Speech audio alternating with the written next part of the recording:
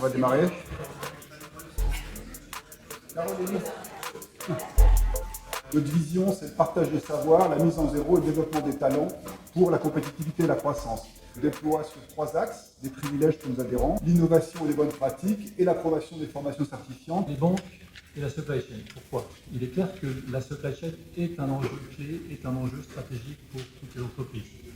C'est encore finalement une situation très hétérogène en fonction des acteurs, pas d'ailleurs uniquement, je ne parle pas uniquement des banques. Intrinsèquement, ces programmes qu'on met en place nécessitent qu'on soit en contact avec les achats, avec les ventes. Une entreprise met au cœur de ses préoccupations l'ensemble de ses enjeux RSE, et bien en général, elle a des meilleurs résultats. Ils sont en moyenne près de 9% plus performants que le reste de leurs pairs. La RSE, c'est les actions qui visent l'impact environnemental et social et qui sont aussi rentables. Que justement, les Max Havelaar aillent sur une logique durable. 4 types de bénéfices cachés. Donc les coûts évités, les gains de productivité, la réduction du risque et l'augmentation du chiffre d'affaires. D'utiliser les technologies les plus propres, de garantir de bonnes conditions de travail, de favoriser l'emploi local. Le Global Compact, ça représente environ 66 millions de personnes travaillant dans une organisation active au Global Compact, donc ça fait vraiment un effet levier. Nos partenaires peuvent aussi contribuer à faire vivre l'agence du don en nature. On reste sur des objectifs sociaux, on est bien ADN, une association à but non lucratif. Quel est l'impact de la supply chain sur la finance? La supply chain, le supply chain management, c'est un domaine qui est à la fois consommateur et générateur de cash. Ce que l'on peut dire aussi sur les enjeux, c'est qu'on parle en réalité à la fois d'enjeux en termes de montants qui sont assez considérables, mais c'est aussi des enjeux qui sont très importants en termes de bilan et de PNL.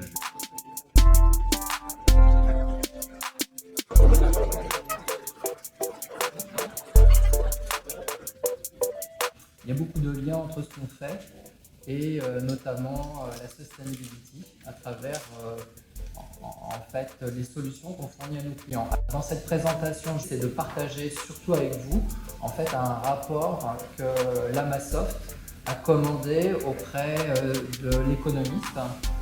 Cette étude a été menée à la fin de 2018. Si on pense en fait optimisation de la supply chain, en fait il y a des grands potentiels en général pour améliorer la supply chain quand on la redessine, qu'on la repense, on optimise ses flux.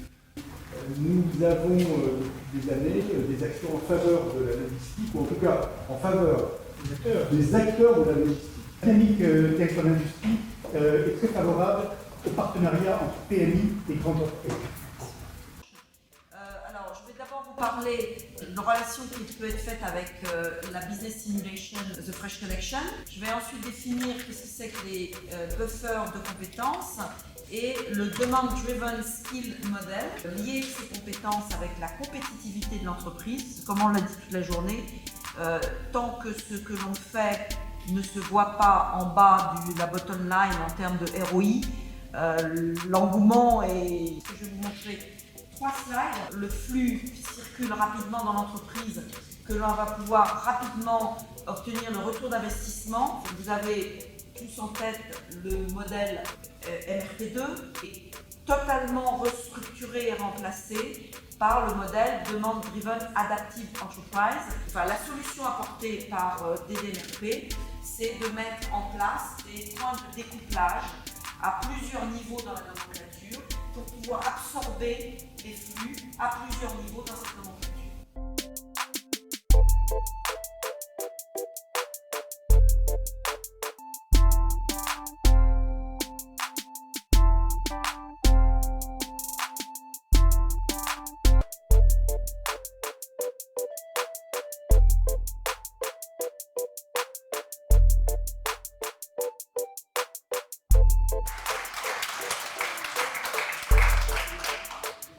Dassault Systèmes, unfortunately minus, but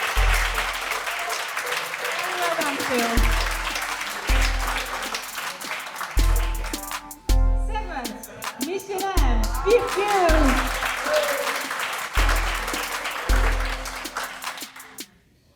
Sixth place is Captain Good. Very, very good. Première année pour elle, bravo. Oh, very good, very good. Amazing results. And then 28.76 in the last round. Rosalie. Incredible. Fourth, LVMH, Team 1. And an incredible applause to you as well. It's always bad to be the fourth, but yeah, someone needs to be that. Then the top three. So, where are the top three teams? Where are you? Are you still there? Good, good, good, great, great. So, number 3, LVMH TFC, 41.2, incredible. Big applause to you, incredible. Then the second, STR, 5. They were so close to the other team all the time, and then in the last round, the winner of today didn't. They had an agreement only with another team. So the other teams had agreements with 3, and I thought, oh, if this is going well, but you see it went well.